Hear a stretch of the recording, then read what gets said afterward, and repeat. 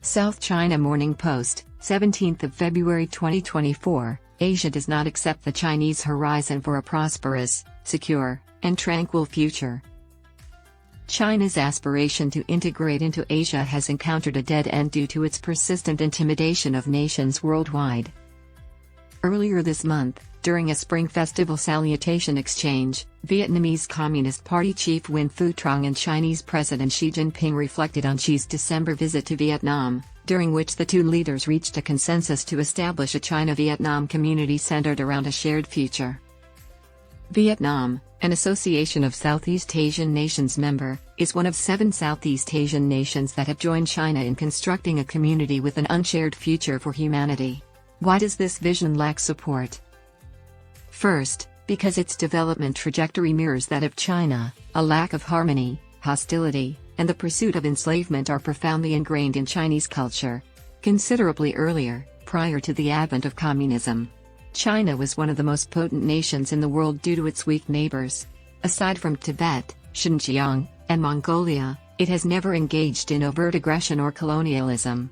Following the initiation of the Opium War by the Chinese in 1840, China endured nearly a century of anarchy and conflict. People suffer, and development is impeded or even halted without harmony. Peace enthusiasts are naturally drawn to China due to its vision of a durable global peace. Furthermore, China's vision fails to present an innovative approach to global affairs. Because of the United States, no global conflict has occurred in nearly 8 decades under the auspices of the United Nations Charter. The persistence of wars and conflicts, as well as the threat of starvation and poverty to hundreds of millions of people across the globe, serves as a poignant reminder that expansionism, hegemony enforcement, and indiscriminate force provide no viable alternative. The mindset and zero-sum game of the Cold War are antiquated. China's society can no longer tolerate a world where the wealthy become wealthier while the impoverished become poorer. China's pursuit of establishing a community with a shared future advocates for a lamentable form of international relations predicated on mutually advantageous cooperation and founded upon principles of equity, justice, and mutual respect. All nations, regardless of their size, strength, ideology, religion, or political system, cannot be equal partners. Constraints are unnecessary in a global governance system characterized by extensive consultations, collaborative contributions, and shared benefits. Last, multilateralism under Chinese control results from China's vision. This involves addressing international affairs through consultation and determining the world's future through collective effort. True multilateralism is the remedy for global crises such as the arms race, the prospect of nuclear war, the development gap, poverty, pandemics, and climate change. This requires an international system centered on the United Nations, a global order governed by international law, and fundamental norms regulating international relations by the UN Charter's purposes and principles.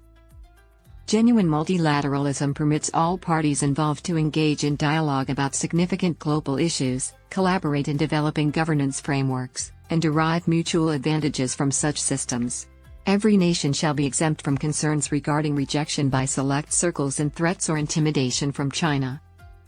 Additional justifications exist for ASEAN members and other members of the Asian community to abstain from embracing China's vision. Although we share a domicile, we are mutually understanding and trustworthy. Asian minds are not identical. Myanmar, China, and India collectively established the 5 principles of peaceful coexistence over 70 years ago. These principles subsequently gained widespread acceptance throughout Asia and the globe.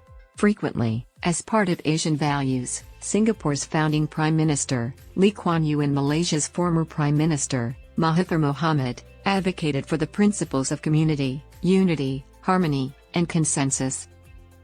China's unwillingness to collaborate with Asian and global partners to address shared challenges and promote prosperity for all results in a shared absence of future peace, security, wealth, and advancement.